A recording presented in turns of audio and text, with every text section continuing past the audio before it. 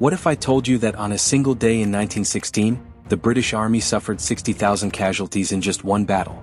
Welcome back to the channel, and today we're diving deep into the Battle of the Somme, the massive World War I offensive that became synonymous with the horror and futility of trench warfare. By July 1916, the Western Front had been locked in stalemate for nearly 2 years. Millions of men faced each other across a narrow strip of devastated land, neither side able to break through. The result was the Somme offensive, Britain's attempt to smash through German lines and end the war, but which instead became one of the bloodiest battles in human history. So grab your coffee, hit that like button, and let's explore how a planned breakthrough became a 5-month nightmare that changed warfare forever. To understand the Somme, we need to go back to early 1916.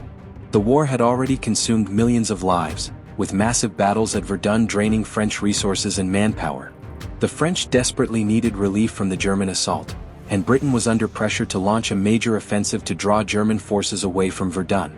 The winter of 1915-16 had seen both sides strengthen their defensive positions, creating increasingly sophisticated trench systems. However, British Field Marshal Douglas Haig believed that a massive artillery bombardment followed by infantry assault could break the deadlock and restore mobile warfare to the Western Front.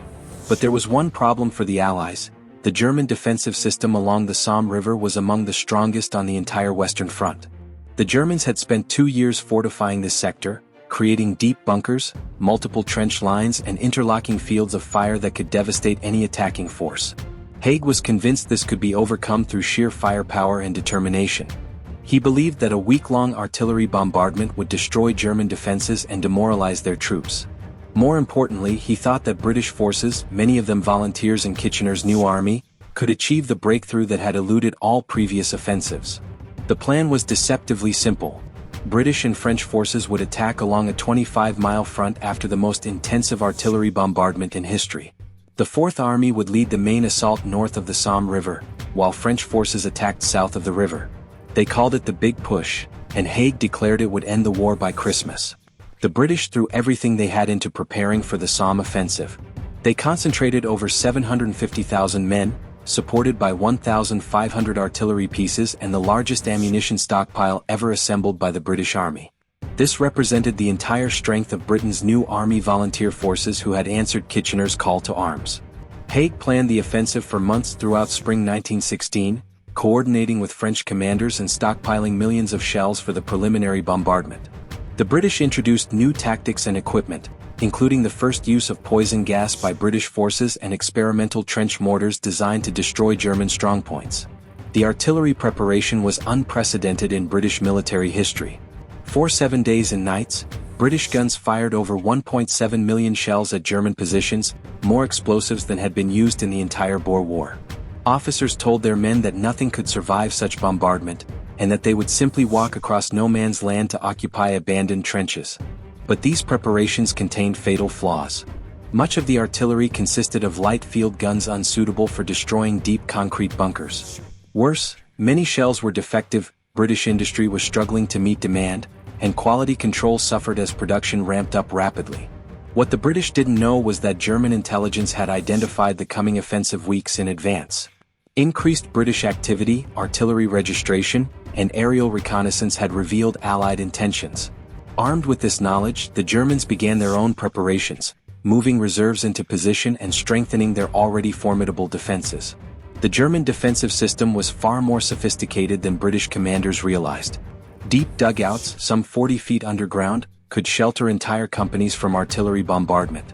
Multiple defensive lines stretched back for miles, and German machine gunners had pre-registered their weapons to cover every approach route across no man's land. The German response to the impending British offensive was methodical and deadly.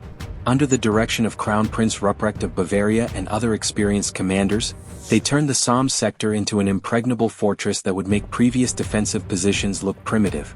The Germans concentrated over 500,000 men in the sector, supported by hundreds of machine guns, mortars, and artillery pieces carefully positioned to create overlapping fields of fire. But numbers alone don't tell the story, it was their defensive doctrine that made the difference. German engineers had constructed the most sophisticated trench system ever built.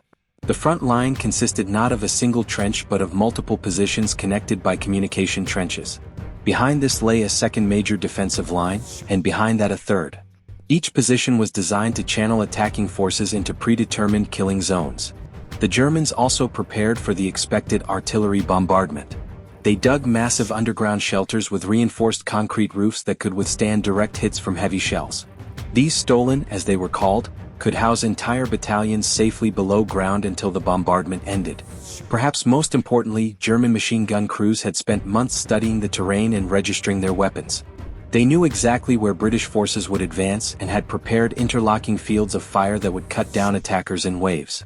The German Maxim machine gun, capable of firing 600 rounds per minute, would prove devastatingly effective against infantry advancing in extended lines. On July 1, 1916 at 7:30 a.m., the Battle of the Somme began with the detonation of massive mines under German positions, followed immediately by the infantry assault. But the Germans had anticipated this timing. As British artillery lifted to target rear areas, German machine gunners emerged from their deep shelters and took up firing positions. The northern attack by the Fourth Army, led by General Henry Rawlinson, immediately ran into catastrophe. British soldiers, loaded down with 60 pounds of equipment, advanced at walking pace across no man's land and were met by devastating machine gun fire from positions that were supposed to have been destroyed by artillery. The PALS battalions, recruited from specific towns and communities, suffered appalling casualties. Entire units were wiped out in minutes, leaving some British towns without an entire generation of young men. The 1st Newfoundland Regiment lost 684 of its 780 men in less than half an hour. In some sectors, British forces managed to capture German frontline trenches, only to find themselves isolated and under attack from multiple directions. The German defensive system was designed to allow penetrations, then eliminate them through counterattacks and artillery fire directed from observation posts that had survived the bombardment. The British had expected to advance several miles on the first day, but most units barely reached German wire. Where the wire had been cut, German machine gunners waited. Where it hadn't, British soldiers became tangled and easy targets. The carefully planned advance became a slaughter that shocked even hardened military observers. By the afternoon of July 1st, the attack on Beaumont-Hamel had become the epitome of everything that went wrong at the Somme. This small village, heavily fortified by the Germans, was supposed to fall within hours of the attack beginning. The Royal Newfoundland Regiment launched their attack at 9:15 a.m., nearly 2 hours after the main assault began. By then, German defenders were fully alert and waiting. The Newfoundlanders advanced toward the danger tree, a lone hawthorn that marked no man's land, and were cut down by concentrated machine gun fire. The attack was a complete disaster for the attackers. In 30 minutes, the Newfoundland Regiment suffered 91% casualties, with entire companies wiped out. Some units lost every officer and senior NCO, leaving teenage privates in command of handfuls of survivors scattered across the battlefield. The fighting at Beaumont-Hamel was characterized by the complete breakdown of British tactics. Rigid adherence to the plan meant that attacks continued even when their futility was obvious. British officers, trained to lead from the front, suffered disproportionate casualties as German snipers targeted anyone showing leadership. More importantly, Beaumont-Hamel demonstrated the fundamental flaws in British understanding of modern warfare. The idea that artillery could simply destroy enemy positions had proven false, while the assumption that German morale would collapse under bombardment showed how little British commanders understood their opponents. By July 2nd, it was clear that the Somme offensive had failed catastrophically in its initial objectives.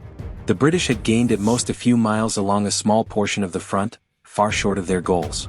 However, Haig, facing pressure from London and the French, made the fateful decision to continue the offensive. But the Germans weren't finished either. On July 2nd and throughout the following weeks, German forces launched fierce counterattacks to reclaim lost positions. Crown Prince Ruprecht committed reserves and brought up fresh divisions to contain any British breakthrough attempts. The German response was methodical and effective. Units that had been pushed back regrouped in their secondary positions and launched coordinated counterattacks supported by artillery fire. The carefully constructed German defensive system, built up over 2 years, absorbed British attacks and channeled them into killing zones. What made German defense so effective was their understanding of defense in depth. Unlike earlier defensive concepts based on holding every inch of ground, German doctrine allowed tactical withdrawals followed by devastating counterattacks. Multiple armies attacked simultaneously across sectors where British forces were overextended, unable to consolidate their limited gains. The psychological impact was devastating. British soldiers who had been told they would break through German lines instead found themselves fighting for survival in the same trenches where thousands of their comrades had died. Meanwhile, German confidence grew as they realized they could not only stop British attacks but inflict massive casualties while doing so. The Battle of the Somme was Britain's attempt to break the stalemate of trench warfare, and it had failed spectacularly. British casualties totaled around 420,000 men, including the irreplaceable volunteer armies that had responded to Kitchener's call. More importantly, they had gained only about 6 miles of ground at the cost of over 70,000 casualties per mile gained. The loss of experienced officers and NCOs was particularly devastating. The PALS battalions that had embodied British volunteerism and patriotism were now decimated, their survivors scattered among other units. These men represented the cream of British society, educated, motivated volunteers who could never be replaced by conscripts. French casualties were significant but proportionally lower, around 200,000 men lost for territorial gains that were equally limited. But unlike Britain, France had already been fighting for 2 years and had developed more realistic expectations about the nature of modern warfare. The Somme confirmed what Verdun had already taught about the deadly efficiency of defensive warfare. German casualties were also heavy, around 500,000 men lost defending their positions. But the strategic situation remained unchanged. German forces still occupied most of Belgium and northeastern France, while their defensive systems had proven capable of absorbing massive Allied offensives. The strategic implications were profound. The Somme demonstrated that neither side could achieve decisive victory through direct assault on prepared positions. Every subsequent offensive would require new tactics, better coordination between infantry and artillery, and realistic objectives based on what was actually achievable. Perhaps most significantly, the Somme marked the end of 19th-century military thinking. The idea that courage and determination could overcome modern firepower had been proven false at a cost of over 1 million casualties. Warfare had evolved beyond the understanding of most commanders, requiring completely new approaches. The Battle of the Somme represents one of military history's great tragedies, a battle fought with obsolete tactics against modern weapons. Haig's belief that artillery and determination could break any defense had proven catastrophically wrong, and the consequences echoed through the remaining years of World War I. What makes the Somme so significant from a military perspective is how it demonstrated the complete transformation of warfare in the modern age. This was industrial combat at its most deadly, a clash where technology outpaced tactics, and the battlefield became a testing ground for mechanized slaughter. Machine guns mowed down waves of advancing soldiers in seconds. Relentless artillery barrages, lasting for days, churned the earth into a wasteland of craters and corpses. Barbed wire created impassable killing zones, funneling men into certain death. Cavalry charges, once symbols of military glory, became obsolete overnight. The Somme was proof that the romanticized image of war had died, replaced by a new, terrifying reality. It was also a battle that revealed how intelligence, logistics, and preparation could defeat sheer numbers and courage. The Germans, dug into deep, concrete-fortified bunkers, had transformed the landscape into a fortress. British artillery, expected to obliterate these defenses, failed due to poor targeting and overconfidence in its effectiveness.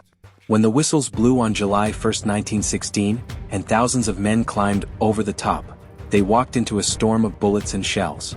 By the end of that single day, almost 60,000 British casualties lay across the fields, the worst day in the history of the British Army. The Somme was more than a military failure, it was a human catastrophe on an unimaginable scale. Over 1 million men were killed, wounded, or missing during 5 months of fighting.